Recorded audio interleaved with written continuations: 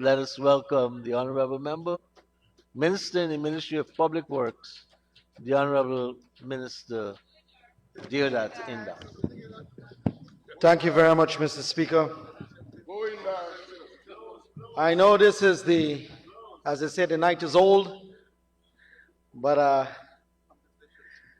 just want to thank you for giving me the opportunity to give my contributions on this budget of 2025 that is put forward by the PPPC government. Mr. Speaker, I sat for 4 days, from Friday to now, and I've heard almost everything about what this budget can do, and from the opposition side, what it didn't do. From Friday to the end of today. It's a couple more hours from midnight, my Paul. Maths is not hard. Starting from the opposition side was Ms. Jurita Finance. And Ms. Jurita Finance said something that really offended me, Mr. Speaker. It really offended me. You know, young people, I believe if you are a parliamentarian, you must do research and you must be able to bring facts to an argument. This is an honorable house, and persons debating should have some facts. I say that her presentation offended me for one single point. When she said about the small jobs and persons working in the hotels, the cleaners, and so on. Mr. Speaker, I know my colleague Unish Waldron answered it at length, but I wanted to put a personal side to it. Mr. Speaker, I came from 47 New Road, Villanoopa. I was born and raised there. But my mother, who was a single parent, my father left when I was 2 years old, but my mother, who was a single parent, she was a TSU rank, but apart from that job, she did cleaning work. She was a housekeeper. She went and pressed people's clothes, cleaned their place, and cooked and pressed with dignity to take care of me and my other siblings. Today, I stand in this honorable house. I stand in this honorable house as a member of the President's Cabinet and as a member of the PPP side of the house to defend people that work hard for a living, an honest living. It is an affront to all Guyanese who go and toil with their hands to make an honest living for persons that are supposed to be young, supposed to be respectful, to disrespect their hard work. That is not service. That is not service to Guyanese. That is disrespect to Guyanese. And I took umbrage to it. And I feel obligated to say that because my mother, rests her soul in peace, worked her bones to bring us up, honestly. So I wanted to respond to that. But as I'm on that, I want to say that the honorable member after her was Mr. Duncan. And Mr. Duncan went on to say and speak about a whole host of things, including cash grant, and saying that the cash grant cannot be delivered. Mr. Speaker, $60 billion in this budget will go to 600,000 people. Every single Guyanese will get their money, and they will get that money from the People's Progressive Party civic government. It is not the APNU, not the hecklers over there who spend our GCCA money to travel and all kind of things. Not those people. It is the PPP who give and make sure to put provisions in the budget to give all Guyanese. It is the taxpayers' money. Mr. Speaker, it seems my comments in this very old aspect of the night is causing some shivers over there. They're quarreling a lot, Mr. Speaker. Please. Yeah. Mr. Speaker, the Honorable Member Duncan went on. He went on to say and talk about job losses and BPOs being closed down. I know that the Honorable Minister Singh will, in his closing, will deal with that. But I want to say, when you're speaking about jobs in Guyana, it is the generation of jobs come from economic growth and expansion. This didn't happen under the APNU. What happened under the APNU is a different story. It is marked by people being fired day in, day out. Day in, day out. I say to you because the Honorable Member Jordan, who spoke about agriculture, he was talking all kind of thing about 𝐁𝐔𝐃𝐆𝐄 and Mr. Ramjatan about 𝐁𝐔𝐃𝐃𝐄 and firing and how, you know, right sizing and all these things about 𝐁𝐔𝐃𝐃𝐄. But they were the ones who put people out of work. Mr. Speaker, I want to share a story with you. Mr. Speaker, I want to share, and for all of the people who will listen and who will see this commentary. I walk every part of this country as humanly possible. I walk them. These 2 feet walk street by street and do work. I came across a woman in Zealot North. 2 years ago, I came across a woman in Zealot North. And I was talking to the lady, and her husband was sitting on the step. And I sat there with 2 of my colleagues in the blazing sun. We were walking to the house to house. And I sat there, and I saw the woman, and I was talking to her, and she wasn't paying me no mind. But what she was doing is cleaning shrimps, these white belly shrimps. So I decided to walk out of the house and come out of the yard. And then my colleague said, Minister, the woman is picking shrimps because that's her job. I said, you're joking. I walk back in. So I go and ask the lady, I said, Mama, is this what you do for a living? She said, yes. I said, your name? She said, Miss 𝐶𝐃𝐄𝐄. I said, how much of that you do? How much of that you do per day? So she had this butter bowl, and she picked the shrimps, and she said she's paid $100 to pick a butter bowl. I said, so how much of that you can do for a day? She said 14. So that is $1,400 she's working picking shrimps. So I said, is that your husband? She said, yes. I said, what does your husband do for work? She said, he don't work. I said, he don't work? She said, no. He was fired by 𝐁𝐔𝐃𝐄𝐄. So when people come to this house and talk about closing and downsizing and right sizing, those are the real stories. And that is not that lady's story. That story is cascaded across the country. Everywhere you go, you find stories like that, how they have destroyed people's lives. That is how they have destroyed people's lives. You can heckle as much as you want. You can heckle as much as you want, but the fact of the matter is that you destroy people's lives. Mr. Speaker, the other matter that I want to raise is the philosophy of Wales. Oh, you can show back. The Wales area. When you go into Wales, Mr. Speaker, a couple of years ago when you went into Wales, Wales was a ghost town.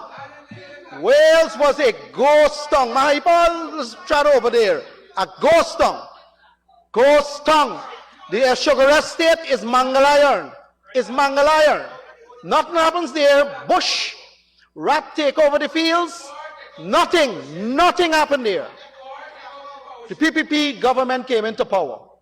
Put a power plant over there. A power plant over there that you're costing every day. And now, when you go there to try to buy land, try to get waterfront, try to build anything you go there, the land price has gone up. You know why? Because of the philosophy. The philosophy of the people is that we bring investment into the areas where you all have abandoned. You have abandoned it and you have left it to rot.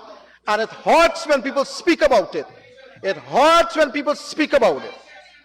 Now, as they're talking blackout and they're heckling, let me get to that. That is the ultimate political football, Mr. Speaker. That is the political football. This morning, we were relegated and regaled by the Honorable Patterson. He's not here. Never here. When he speaks, he leaves. He wasn't here. So, Mr. Speaker, When they took office in 2015, a couple of months in, give them 2015, no, 2016, a full year. 1 full year in 2016. 1 full year in 2016. When you check the records of what we collected from GPL, when we went to GPL revenue at the time is $33 billion. The government that these fellas, these honorable members, the government owed GPL $13 billion of the $33 billion per annum. 1/3 of the money they can't pay GPL. They have left GPL with broken knees, all of them. And they sat there, broken knees. They have done nothing, nothing. Not one single feeder they built. Not one single feeder they built. One engine they put in. One engine they put in. It worked for 6 months and it break the crankshaft. Nothing they've done. And they come in here and they accuse us. And they say, oh, the gas energy is not good. The power ship is not good. But you know what?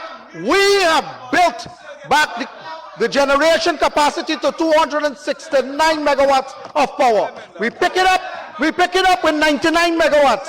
99 megawatts. Left it to nothing. Next to nothing. They can't hear the truth. Once you see them behaving like that, Mr. Speaker, it hurting them because that is the fact. Mr. Speaker, from 2016 to 2020, fuel price was next to nothing. Fuel price was next to nothing. A barrel of oil went to $28. A bucket of KFC was more expensive than a barrel of oil on the their tenure. For the whole 5 years in there, the average price they paid for a barrel of fuel is $53. $53. GPL was making reserves. You know what they did with the reserves? Nothing. You know what they did with the reserve? Nothing. What they did? They didn't even reduce the price to people. What they did is put VAT on it. Tax people more. Tax people more. We came into the government. Mr. Speaker. They can't handle it. They can't handle it. We came into the government. Fuel price went to $104. $104 a barrel of oil. 90 for every $100 GPL brings in, 91 cents goes into fuel. 91 cents. You have to run an entire company by 9 cents. How do you do that? How do you do that? You can't. You cannot do it. What we have done. Now, Mr. Speaker, this is what we are doing to fix the sector. They don't like it because we are doing the right thing. We are monetizing gas. We don't wait for the honorable holder to tell us that we need to monetize gas. We are building a 300 megawatts plant. We are building another 250 megawatts plant that's already out to tender. We don't wait on nobody to come and give us advice that they themselves need. You're telling me that we now need to monetize gas? Since we were in the opposition, we made sure that we put in the manifesto the monetization of gas. We have contracted a company to build a natural gas plant to feed the generation. And you are coming here now, this later, want to tell us about monetization of gas? Come on, man. Mr. Speaker, I find that the hero syndrome is coming back into the house. The hero syndrome. Thank you, Minister. The hero syndrome is coming back into the house.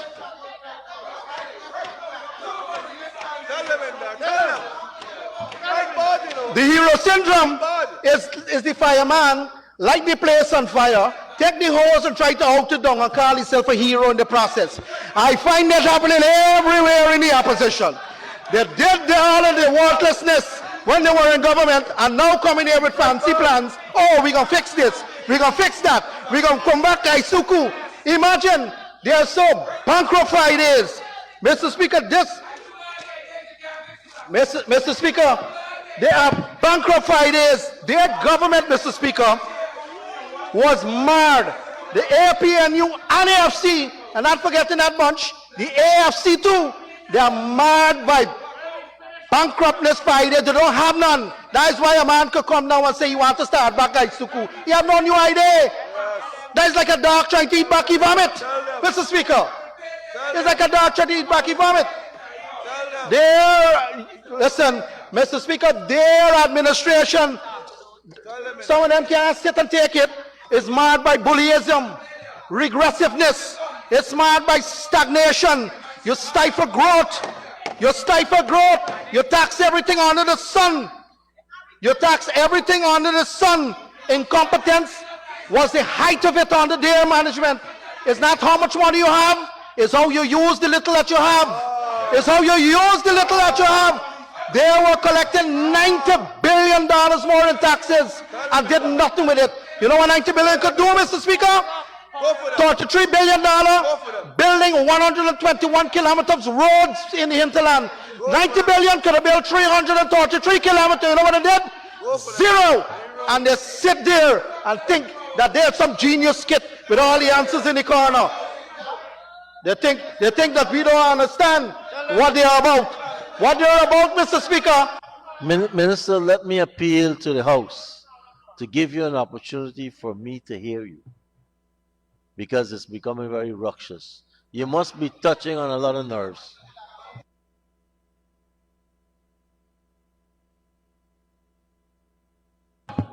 Mr. Speaker, for 4 days, I heard insipid, cantankerous presentations by those on the other side. For 4 days, I've heard it. And these are people who try to steal a whole country in front of the world. And they're telling you about democracy. They're telling you about honesty and truth. Those are the folks over there. Mr. Speaker, these, you call it miscreants and kabakamites. That is what characterizes the opposition. And they can't handle it. Well, you can't handle it when you tell them. They cannot. They are barefaced and brazen. They come here and they spread all kind of mistruth and they think this country got here goldfish. People with goldfish memory, by the time they flick up and flick down, the memory gone. But no, Guyanese people remember things. We have memories like elephant. We remember things and we remember all them things we all do. And we're going to remind the population of everything that you all do to them. Every single thing you all do to them. Mr. Speaker, I remember in 2015, this is my personal experience. I had no time with politics. I was in the private sector. When they won the election in 2015, I go outside and I watch the sky, the place just get dark. Dark. Mr. Speaker, I can tell you, darkness stalked this land for 5 years. It was blighted. Mr. Speaker, I can tell you, it was so blighted that the fish didn't even bite. Ask the artisanal fishers. Ask the artisanal fishers if fish stopped biting hook. That is how blighted the place was under their government. And y'all come here and y'all tell us about what? Huh? Yeah? Mr. Speaker, they cannot handle it. They cannot handle it. Hold on. I'm coming for y'all last night. Mr. Speaker, I saw a TikTok video going around with the opposition, and they're saying, it started with my good friend, the Chief Whip. Did you see anything good in the budget? No, I didn't see anything good. You say, no, I like children. They're like children with a toy plane. Mr. Speaker, it was so childish. So childish. Mr. Speaker, they are saying that you see nothing good in this budget. You have a tax base. You have a threshold moving out to 130,000 tax-free. 100,000 Guyanese of our walks of life don't benefit from that. And you see nothing good? You see nothing good? Mr. Patterson, Mr. Patterson was here on the mic. He was there this morning talking about he see nothing good neither. But the problem with he and the rest of them is that they always looking to London and going to Tokyo. That's the problem with them. They don't see right. And they have people like them who are the older folks over there leading that crew. Mr. Speaker, the boat is going in a direction, you know, but the captain sailing, all of them. Mr. Speaker, the entire opposition. Mr. Speaker, you know what lost me? Many years ago, you know what lost me? I'll tell you what lost me. When an entire government, the collective wisdom of an entire government looks children in the eye and says, I ain't giving you the money to buy your half a sack. I ain't giving you the money to buy the shoe. Neither the crayon and the Crayola. The collective wisdom of an entire government. Imagine the value system. What are they going to do to we? What are they going to do to we, Mr. Speaker? You don't want to. But you know what? The People's Progressive Party put back the cash grant. It is now 50,000 plus 5,000, 55,000 for every child. Every child. And you know what? It's the people we will remember for it. And don't believe parents, don't forget y'all. Don't believe, because that money comes in. As I said, I don't sit down like the rest of them, like armchair generals and hear reports. I'm on the ground and people are telling me what I did to them. People are telling me what I did to them. Mr. Speaker, I heard somebody whispering something about cost of living and livable wage. My good friend Figueroa talked about livable wage. But what is a livable wage? I want to ask him. Is it $1 million? Is it a livable wage for somebody, Sherrod Duncan, sporting all the time all over the place? Is that what a livable wage is? A livable wage, you need to tell us what a livable wage is. Because what we have been doing all the time is putting money in the hands of people. We put money in people's hands. You all took it away. We put it in. Let's discuss the cost of living here. I am on the floor now. You all had your chance and you mess it up. Mr. Speaker, the cost of living is not a factor that is only internally influenced, and that is what they don't understand, or they choose not to understand. The United States of America just had elections. They had a big election. One of the biggest things to the central theme of the election was cost of living. So it's not like Guyana alone have it. It's every person, every country that is connected in this global trade suffer from it. What we have done is what matters. What we have done is what matters. We have changed the freight rate to make sure that it's pre-pandemic level, so that when a man bring in a good, if it's a bottle of water, whatever, it is taxed lower, so that it don't transfer into the hands of the consumer. And that is what these people don't understand. What we can do internally, we do. The agricultural sector put all kind of incentive in the hands of farmers, so they bring down the cost of production, so that it goes into the market. So those, like the honorable opposition leader, my friend Maipal, who went to Perica Market the other day, just to save face. Just to save face. You won't meet nobody in Lila. I was the man who went and, when was the fire at Perica, I was there in the fire with the people, help them build back their market. Make sure that everything, all who had space, got back the space. Don't come here, feed the Honorable House Nancy Story. Don't come and feed no Nancy Story here. We deal with people, we know the people, and we walk on the ground with them. So cost of living, Mr. Speaker, if you look at how ships operate, most of the places that they come from is in the Far East, in places like Singapore, Taiwan, on the southern side of China, all of the ports there. They come through the Suez Canal. The Suez Canal had problems. Apart from the war in Ukraine and Russia, the Suez Canal had problems. The Panama Canal had drought. All the years that we were in government, they always had something internationally that disrupted global trade. And Guyana alone is not an island separated from the rest of the world. We are connected. The ships them went down the bottom of Africa, come up and go till the Netherlands, adding 9.5 days to the trip, 6,500 kilometers to the trip. It costs more. So when the goods land in any country that is going to, it will go up. And that is what these people don't understand, and they don't even check the research. They don't even check the research. Mr. Speaker, yeah? They don't know. Mr. Speaker, the Suez Canal, when it was blocked and they had all of them fighting down there, it affected 12% of global trade. 12%. You know what it is? Do you know what 12% of global trade is? Huh? Sherrod Canal. Mr. Speaker, I want to come to the gas to energy project. I want to come to the gas to energy project because I believe that the opposition, what they do is they accuse you of not doing anything, and when you do it, or when you don't do it, they accuse you of non-action too. That is what they do. So an hour ago, a number of feeders went out in the country. A number of feeders went out in the country, but yet they may want to vote for the budget for the 88 billion for fix the problem. They don't want to vote for it to fix the problem, but they're costing your body blackout. They're costing your body blackout. But the very thing that you want the money to fix, they may want to vote for it. That is to show, I can't use the word hypocrisy, but the one-sidedness of them. The one-sidedness of them. They may want to vote for the money, but hey, you have to fix the problem. I don't know if the opposition think you just attached to wire and get to fix the problem. It don't work like that. You have to invest heavily, and that is what we're doing. Investing in transmission, new substation, new plants to fix the problem. And that is what they have never done. They couldn't comprehend the large, massive project of a gas to energy project. And that is why. So they don't understand it, so they cuss it.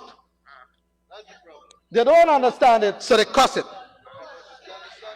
Mr. Speaker, I heard, and I have to respond to this because I was part of it. My brother from Region 2, the Honorable Holder, came to the mic and talked about, oh, they will reform the oil and gas sector, and they will put in this and that and Petroleum Commission. Mr. Speaker, please check the records of this very parliament that a Petroleum Commission bill came from the APNU. It came from the APNU when the Honorable Trotman was minister then, but the document was a 28-page document that was the worst piece of legislation they ever put together on the face of the earth. It concentrated all of the power in the Minister of Natural Resources, making him a super minister. It was so bad of a legislation, they put it in select committee and left there and die in natural death. So you come here now like if Petroleum Commission is a new thing, but it was done and tried and tested by y'all and you could not get it done. You couldn't get it done. So, Mr. Speaker, the honorable member brought the matter like if it's some fresh idea, but they must check their own records and see what is in there. Because at the time I was president of the Chamber of Commerce, and I went all over the country and tell everybody what the piece of legislation they put into the government, into the parliament, how bad it was. How bad it was. Mr. Speaker, I want to talk about another thing that the Honorable Patterson said.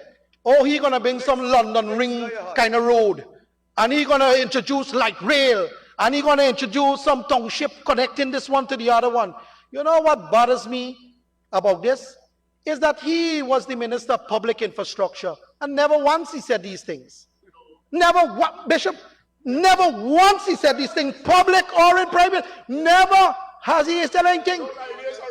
And Bishop Ejil, the honorable member, came and spoke at length about public works. But you know what?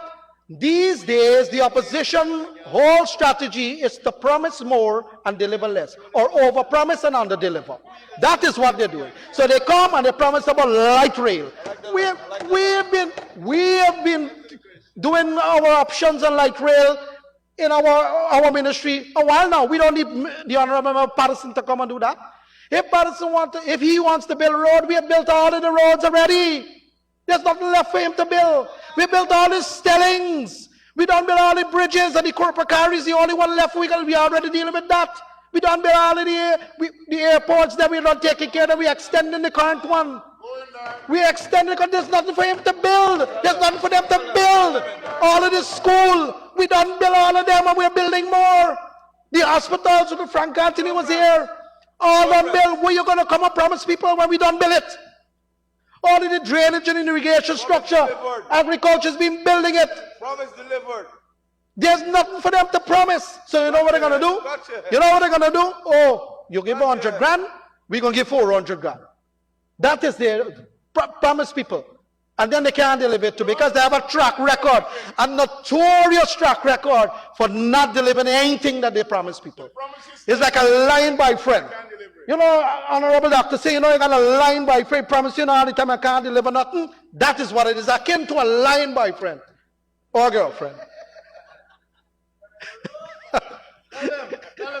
Mr. Speaker, Mr. Speaker, I want to say that when a member, as Mr. Patterson come, and I take umbrage to what he said, because it's like, you know, he's telling us that we ain't do no work. Mr. Speaker, let me tell you something. And I checked the records.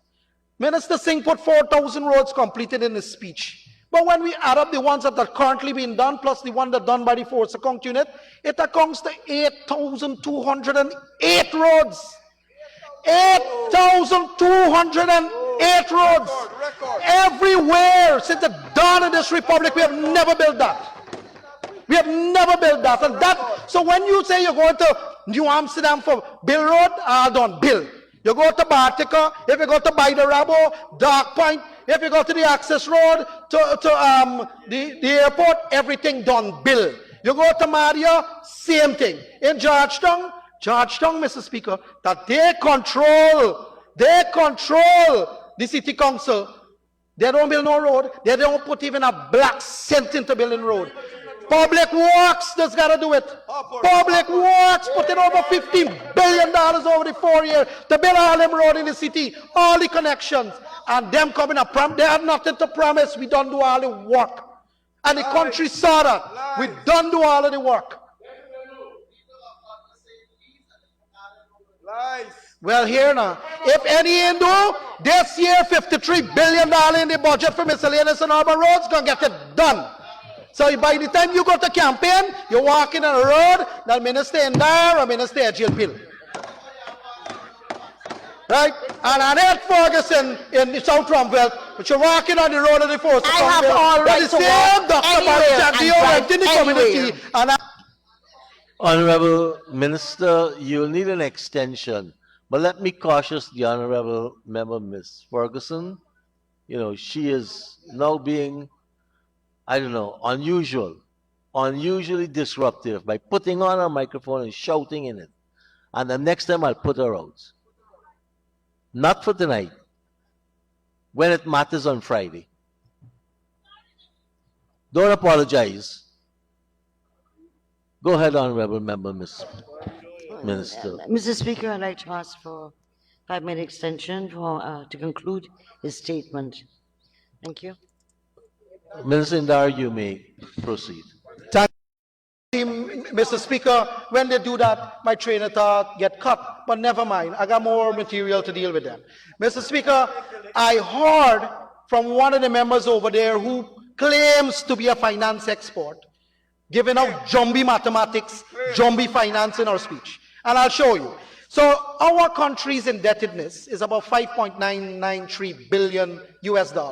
Mr. Speaker, for some it might seem like a lot, but that is not even a project in another country. It is not even one single project in a country. But what to say about this, and for everybody who are those who, you know, conservative harpers that say, oh, we have $5.93 billion in debt. It is a fraction of our, what we call our GDP, our gross domestic product. In 2020, it was 47%. As at the end of 2024, as reported by the Minister of Finance, it is 24.3%. It is the lowest in the entire world. Mr. Speaker, and you know something? Mr. Speaker, you know what gets me? The opposition got belly. You know, colloquially, you start, they got belly. For come to this parliament and find a fault about a debt. The GDP ratio, the lowest in the world, and still find something bad about it. They got belly. Either they got belly or they're playing stupid. Is stupid about what? Show your belly, my father. Is stupid one of the words I can't use? Play. Show your belly. No, it's okay. I say the argument is stupid. Mr. Speaker, I want to say that in this budget, I have not gone through the sectors that I labor in with the Prime Minister, neither with Bishop 𝐁𝐔𝐃𝐆𝐄 in public works. I have not even touched that. I will spend all day going through those. But what I want to say, Mr. Speaker, is that the budget at a glance speaks about some measures. And these measures are there to stimulate certain parts of the economy, deal with certain strata of society that needs help. That we saw, we promised, and we are now delivering those. And for the opposition to say they may see nothing good, do you see anything? They say they don't see anything good in the part-time jobs. I know a lot of those people. I go on the road and see a lot of those women working hard to get their money. So they add to the income of the household. And they say they see nothing good about that. Thousands of people they're ridiculing. Hard-earned monies that people work for. They see nothing good about that. Increasing the old age pension.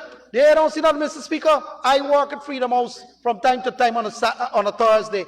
The amount of folks that comes in there with issues about pension and talk about how they would like an extra money to deal with the thing. The government, our government, my government has doubled it. And they say they see nothing bad about that. There's nothing good about that. They say they see nothing good about it. Public assistance. Everywhere you go around the country, somebody always have some issues that puts them in the category that they qualify for public assistance. Look, we are now paying $22,000 to that. Benefiting over 40,000 people of all creed of life. And they say they can't see nothing good about that. I don't know if y'all can't see nothing good about things like that. They have the people that struggle to build this country with a hand and a foot. Something wrong with y'all. Something wrong with them if they can't see nothing good about that, Mr. Speaker. Mr. Speaker, I'm telling you, it questions the value system. Now, all of the arguments that I heard from the opposition over the past 4 days, you know, one would think might be the symptoms of flu. But if ever, by God, some walk of miracle that they find themselves in government, it will become a plague. It's no longer flu.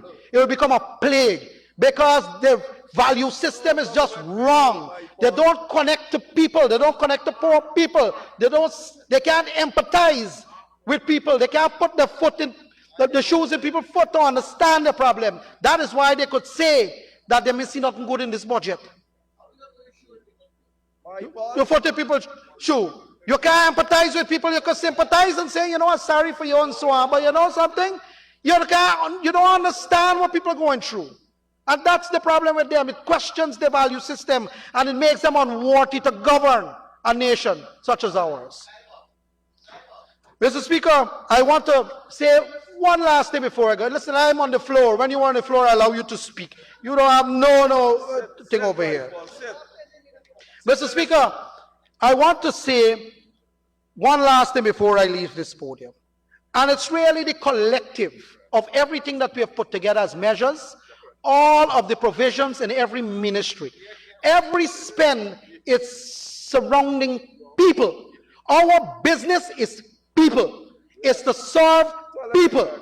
And everything, whether it's education, infrastructure, health, whatever circles, around it is people. And that is what this budget is delivering. It is delivering for people of every walk of life in every area of their life. That is what this budget is. And I want to thank the Honorable Minister Dr. Singh, who labor, and the staff who labor to put this budget forward on behalf of the People's Progressive Party government, so that we may be able to continue the transformative work that we've been doing since 2020. God bless you. God bless you all. Thank you.